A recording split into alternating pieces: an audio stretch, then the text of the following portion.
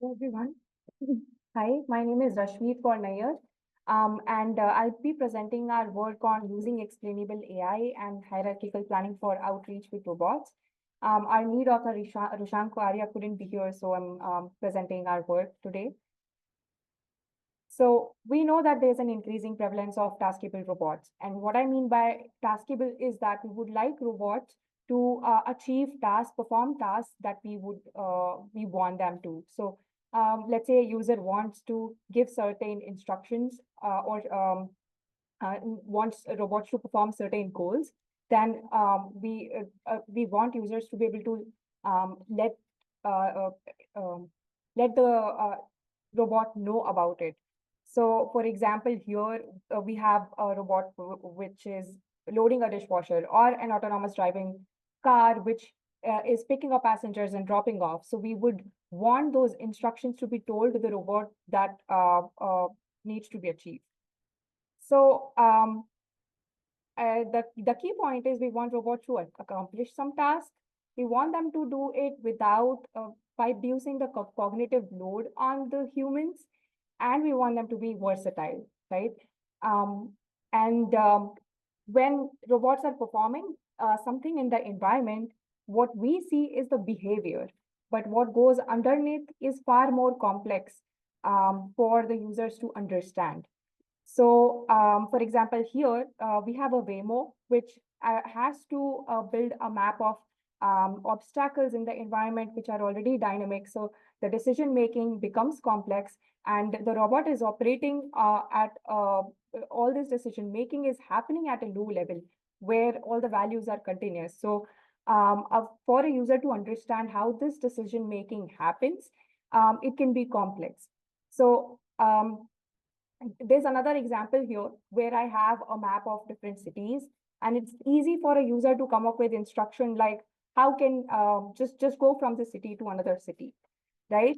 But for a robot to come up with a plan, it would look something like this here, where we have continuous values. So the plan itself is really large, and it would take a long time to come up with such a plan, which is the computational time is also very large.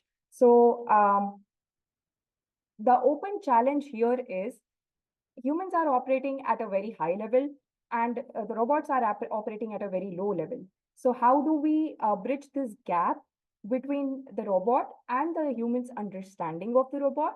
But the first question is, that's another question, but the another one question is, do users need to know robot programming to be able to operate robots safely and productively? So we would want to reduce the cognitive load on humans and bridge the gap between the robot and the humans. So what we need here is we need a tool that can help non-experts in AI to learn and to be able to use robots.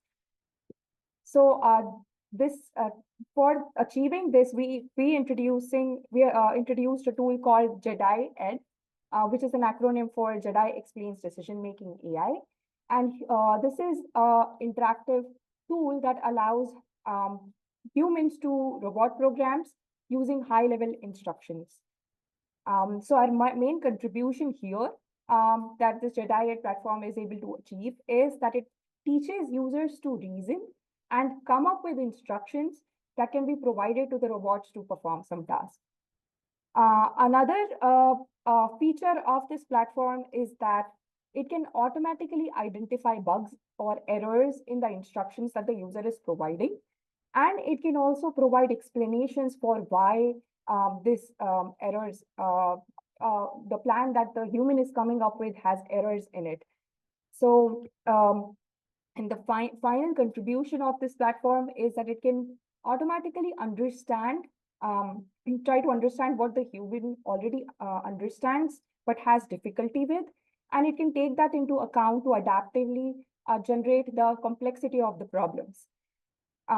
So these are some examples that we have in our platform where we have an environment where a robot, which is a pet robot, needs to pick up cans, and it needs to deliver these cans to different tables like a restaurant or a cafe world. And then we have another domain on the right, which is a Keva domain. And this is a Yumi robot, which needs to pick up planks and build different structures, towers of different heights.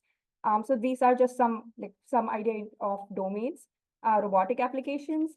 And this is a view of the JEDAI interface. It's just a view of the browser window of the JEDAI platform where I'll just explain each of these components. So on the right, we have the initial state and the goal state. It's a little verbose. It looks a little verbose here, but it basically explains what it just gives a problem to a human, like a user. And we've been focusing on high school students here, but this application can actually be used for industrial applications as well. Let's say user is given this problem and it needs to come up with instructions that it can provide to the robot to solve the problem. So on the left, we have a section here where the user can pick up actions from the drop-down menu. So this is like a Blockly interface where the user can pick up actions and place them. So it can connect. They can connect to different actions one after the other to come up with a plan. Also select parameters for each of these actions. So how each action affects and what objects do they need to select for that action to be applied to. So the users have to come up with that, and then they can submit the plan. And finally, we have a simulator window where we show how that plan can be executed by a robot, by an actually robot. So this simulation will show how that plan would be executed by a real robot, but here we're just showing it in a simulation, so they get excited by seeing a robot performing the plans that the users are coming up with. But the plans can be invalid. So there may be errors in the plans that the humans come up with. And so the interface basically provides messages like the plan is invalid, and it also provides insights into why that plan is invalid. So there may be certain actions that cannot be executed. So I would like to emphasize a point that the simulator has a lot going on behind. So there is so much of complexity in the decision making of a robot.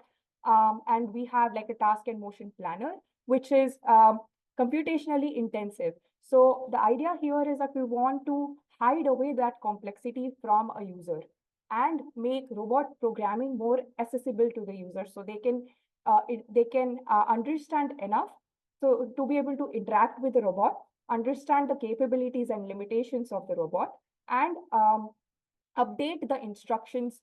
If a robot is not able to execute something, then I should be able to understand what do I need to change in my instructions to achieve the intended behavior from a robot. So here below, you can see that the explanation, we've also integrated it with ChatGPT. So we are providing explanation in a natural language, which the user will be able to understand easily. And finally, we have a few more features here. For example, if a user is stuck somewhere trying to solve a task, then they can get a hint. There's also a curriculum design module where different problems can be generated automatically, but they can adapt based on the complexity of the user's understanding.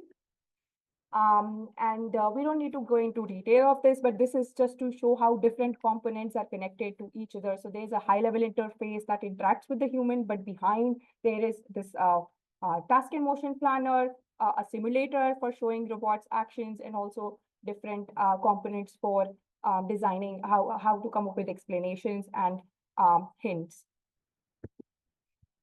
So we conducted an empirical evaluation, a user study on around 42 participants. We wanted to test out hypotheses regarding how good of a platform this is in terms of how easy it is to use, or how intuitive is the interface to begin with. And we saw a very positive response regarding the intuitiveness of the platform. Next, we wanted to see if this platform piques the curiosity of users enough to understand, like do they want to learn more about robotics? Is this kind of an application helping users to learn more about robotics. So we had some hypothesis test and we tested that through our user study. And finally, we had a set of hypotheses regarding the usefulness. How useful is this platform for increasing their confidence? And we also tested times, and there was a significant increase in the test times taken by humans. So it made it faster for the users to solve problems. This is just to show we conducted a pilot program and tested the platform on around 90 students and got a very positive response. From there, finally, we've made the source code available online. So please feel free to you can use the QR code and use the code. Yeah, thank you.